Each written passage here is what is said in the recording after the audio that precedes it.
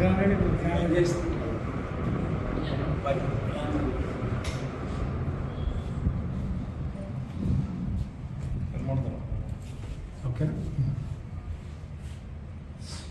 తెలంగాణ రాష్ట్ర ఉప ముఖ్యమంత్రి శ్రీ మల్లు భట్టి విక్రమార్క గారు ఇటీవల ప్రత్యామ్నాయ ఇంధన వనరుల శాఖ అధికారులతో సమీక్ష సమావేశం నిర్వహించుకున్నప్పుడు తెలంగాణ రాష్ట్రంలో ఉన్నటువంటి మొత్తం జలాశయాలలో రిజర్వాయర్లలో ఫ్లోటింగ్ సోలార్ విద్యుత్ ఉత్పత్తి కేంద్రాలను నెలకొల్పడానికి అవసరమైన ప్రతిపాదనలను సిద్ధం చేయాలని అధికారులను ఆదేశించారు.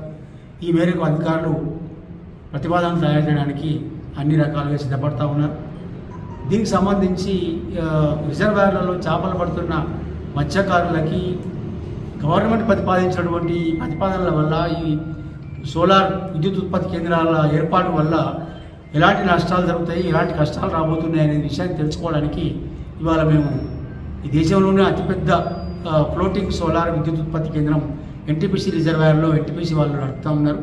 కాబట్టి దాన్ని పరిశీలించి ఒక అంచనాకు రావడానికి మేము ఇవాళ తెలంగాణ ఫిషరీస్ సొసైటీ ప్రతినిధుల బృందం ఇవాళ అన్ని ప్రాంతాల నుంచి, అన్ని జిల్లాల నుంచి, అదేవిధంగా అన్ని రిజర్వాయర్ల నుంచి మత్స్యకారుల బృందాలు ఇవాళ సందర్శించడం జరిగింది, రావడం జరిగింది, పరిశీలించడం జరిగింది.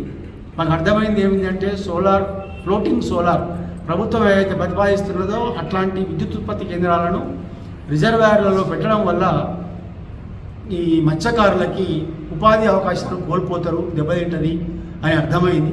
కాబట్టి మీ ద్వారా మేము ఇవాళ ప్రభుత్వాన్ని కోరుతా ఉన్నాము. తెలంగాణ రాష్ట్రంలో ఉన్నటువంటి దాదాపు 5 లక్షల పైచిలకు మత్స్యకారులు ఇవాళ మత్స్య సంపద మీద ఆధారపడి జీవనం కొనసాగిస్తూ ఉన్నారు. చేపల వృత్తి మీద ఆధారపడి బతుకుతూ ఉన్నారు, వాళ్ళ కుటుంబాలు కూడా బతుకుతూ ఉన్నాయి. కాబట్టి ఇంతమందికి ఉపాధికి విఘాతం కలిగినటువంటి ఇట్లాంటి ప్రతిపాదనలను మీరు ఉపసంహరించుకోవాలని, మీ ఆలోచనలని మరొకసారి సమీక్షించుకోవాలని మీ ద్వారా ప్రభుత్వాన్ని విజ్ఞప్తి చేస్తూ ఉన్నాము. మీరు ప్రతిపాదించినట్టుగా రిజర్వాయర్లలో విద్యుత్ ఉత్పత్తి ఫ్లోటింగ్ సోలార్ విద్యుత్ ఉత్పత్తి కేంద్రాలను పెట్టడం వల్ల లక్షలాది మంది మత్స్యకారులు ఉపాధి కోల్పోయే అవకాశం ఉంది. మీరు ప్రతిపాదిస్తున్న ప్రతిపాదనలు ఇవాళ మత్స్యకారులకి రాష్ట్రంలో ఉన్నటువంటి తెలంగాణ రాష్ట్రంలోని మత్స్యకారులందరికీ ఒక మరణ శాసనంగా మారేటువంటి ప్రమాదం ఉన్నది. కాబట్టి దయచేసి ప్రభుత్వాన్ని తెలంగాణ ఫిషరీస్ సొసైటీ కోరుతూ ఉన్నది. మీ ప్రతిపాదనలను మత్స్యకారుల సంక్షేమాన్ని, మత్స్యకారుల జీవన పరిస్థితులని అర్థం చేసుకొని విరమించుకోవాల్సిందిగా మీ ద్వారా విజ్ఞప్తి చేస్తా ఉన్నాం. Thank you.